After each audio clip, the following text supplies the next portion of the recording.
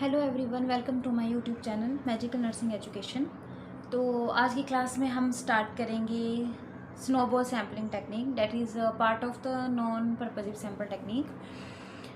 This is a last type of the non probability sample technique. तो आज की इस क्लास को स्टार्ट करने से पहले प्लीज़ मेरे चैनल को लाइक करो, सब्सक्राइब करो और ज़्यादा से ज़्यादा शेयर करो। तो स्नोबॉल सैम्पल टेक्निक जो है, it is also called as a network sampling technique. क्यों? क्योंकि इसमें हम जो भी सैंपल को सिलेक्ट करते हैं, ठीक है, जैसे मैंने एक सैंपल सिलेक्ट किया तो मैं उस सैंपल को बोलूँगी कि आप अपना जो है कोई एक ऑप्शन जो है वो मेरे को नेक्स्ट दो। ठीक है, जो भी आपको प्रॉब्लम है, जो भी आपको चीज़ है, उससे रिलेटेड आप मेरे को एक नेक्स्ट सैंपल दोगे, एक नेक्स्ट अपना पार्टनर दोगे। ठीक है, that is snowball. So it is called as a network. एक के बाद एक हम ऐसे जो है वो सैंपल को सिलेक्ट करते हैं।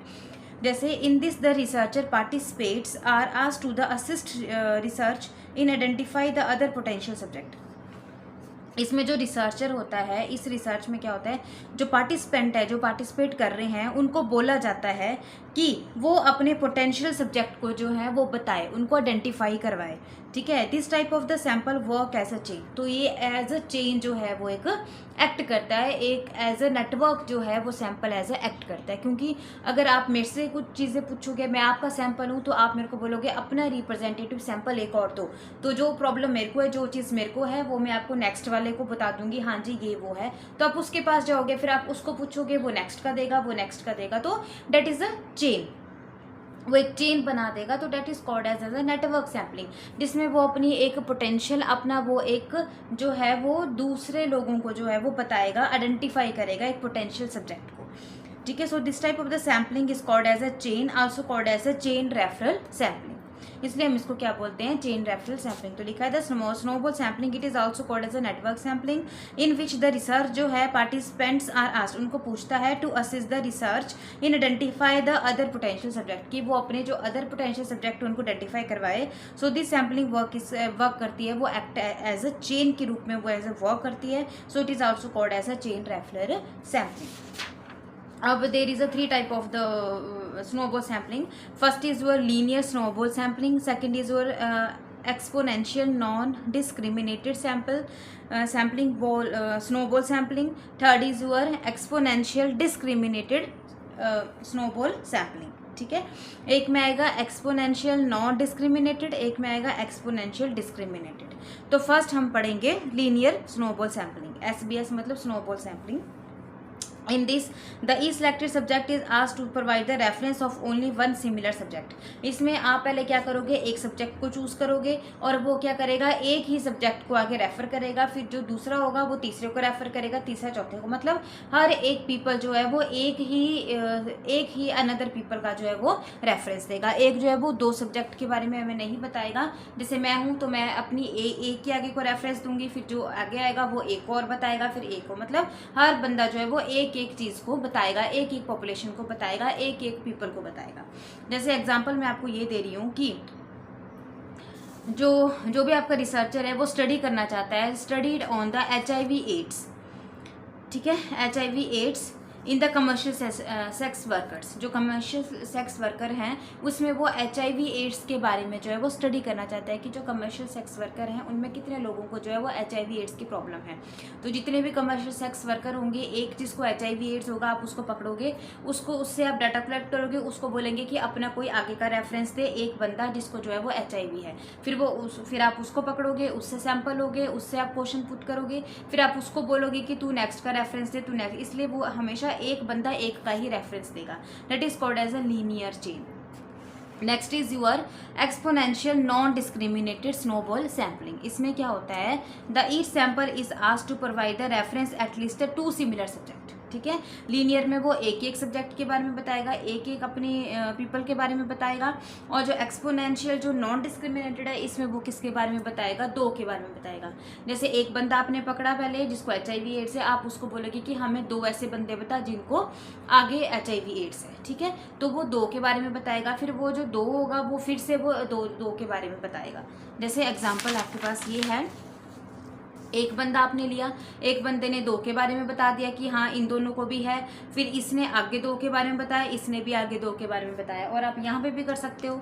फिर ये भी क्या करेगा, 2 के बारे में बताएगा, ठीक है, ये भी क्या करेगा, 2 के बारे में बताएगा, ये भी 2 के बारे में बताएगा, और ये भी 2 के बारे में बताएगा। फिर आगे को नेक्स्ट जो है वो चेन बढ़ती रहेगी।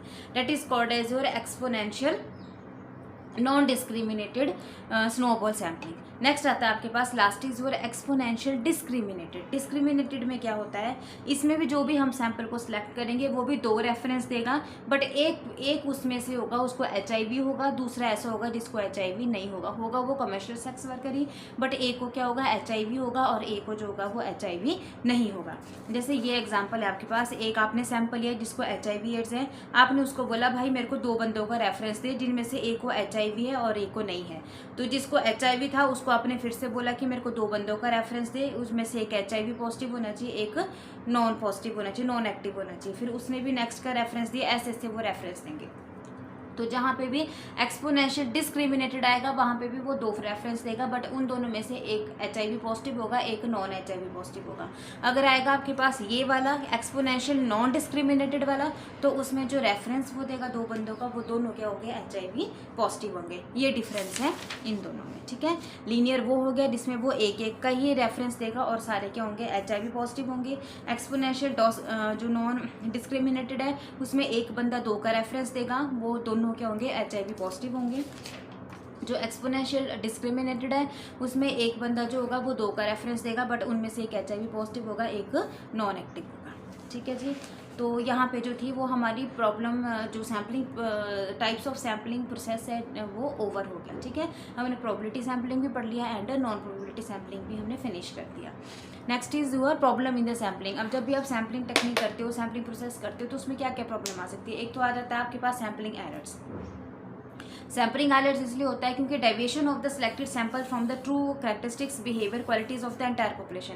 अब जो आपके पास इतनी बड़ी पॉपुलेशन है, मानो 200 लोग हैं, 100 लोग हैं, ठीक है, वहाँ से आपने ट्रू पॉपुलेशन को निकालना, जिनकी क्वालिटीज़ भी आपके जो स्टडी है उसके साथ मैच करते हो, कैरेक्टरिस्टिक्स भी मैच करते हो, उनका बिहेवियर भी मैच करता हो, ठीक है। तो उस चीज़ को डेविएट करना, उस चीज़ को निकालना जो है वो डिफ़िकल्ट है, तो इसलिए आपको जो है वो एरर्स आ सकते हैं। Next is your lack of the sample representativeness.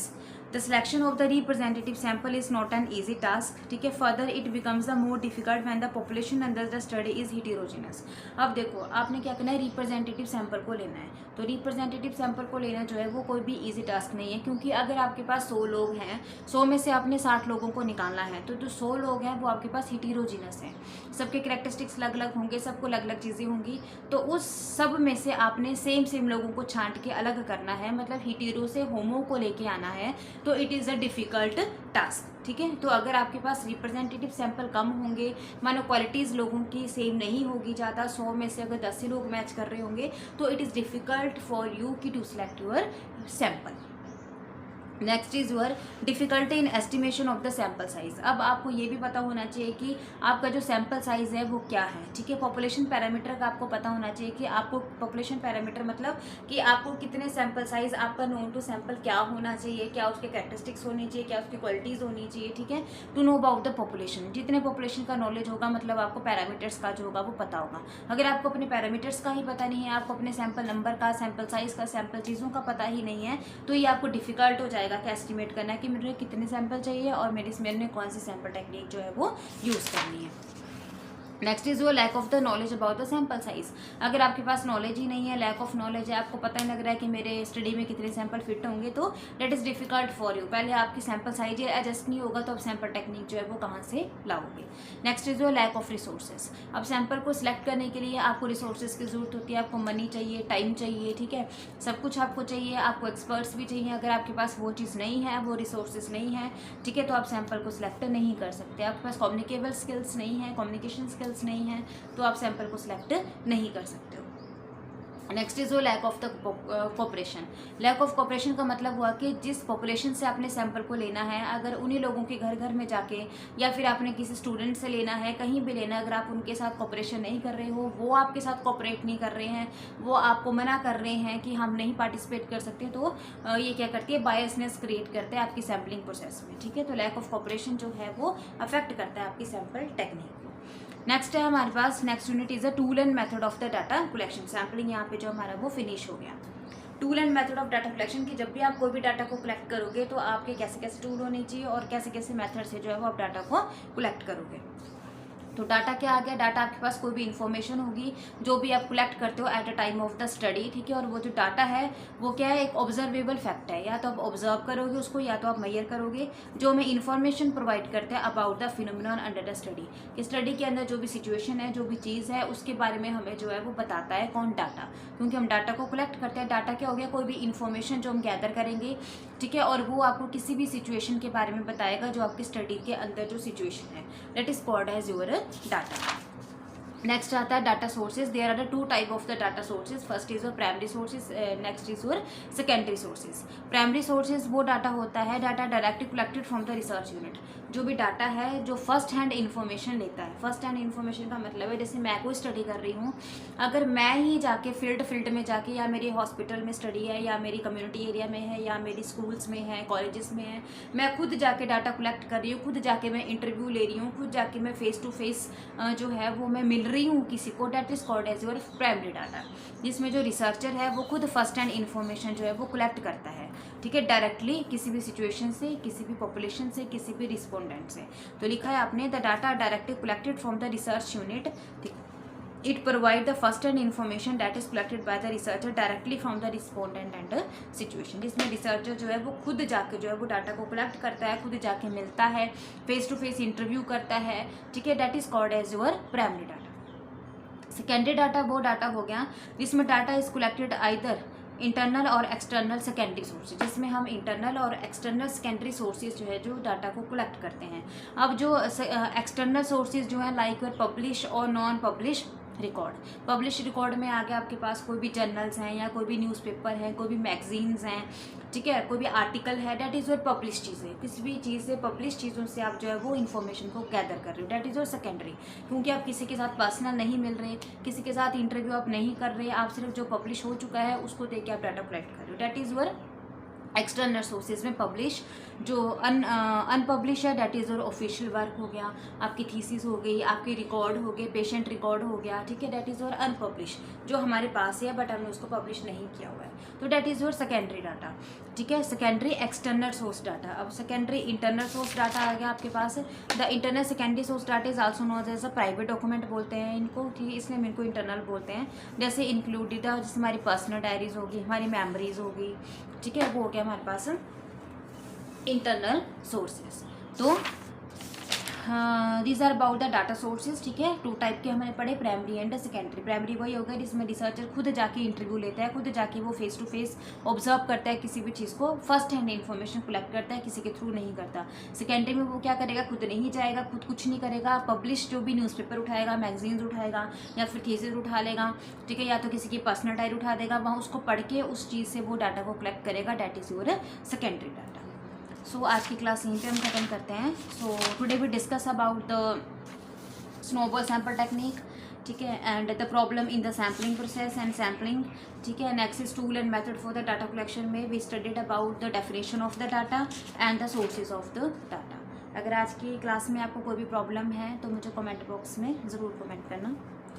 और आज की क्लास यहीं पे ख़त्म होती है। तो क्लास ख़त्म करने से पहले प्लीज़ मेरे चैनल को लाइक करो, सब्सक्राइब करो एंड ज़्यादा से ज़्यादा शेयर करो। Thank you so much.